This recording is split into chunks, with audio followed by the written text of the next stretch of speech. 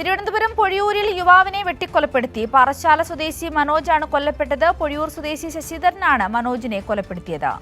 മനോജ് നിരവധി കേസുകളിൽ പ്രതിയെന്ന് പോലീസ്.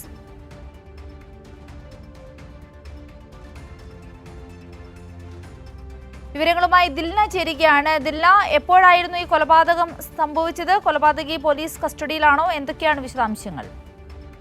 സിന്ദൂരി ഇന്ന് വൈകിട്ട് 6 മണിയോടുകൂടിയാണ് പാറശാല പൊഴിയൂരിൽ മനോജിനെ വെട്ടിക്കൊലപ്പെടുത്തിയത്. പൊഴിയൂർ സ്വദേശി ശശിധരനാണ് മനോജിനെ വെട്ടിക്കൊലപ്പെടുത്തിയത്. ഈ മനോജ് നിരവധി കേസുകളിൽ പ്രതിയാണ്.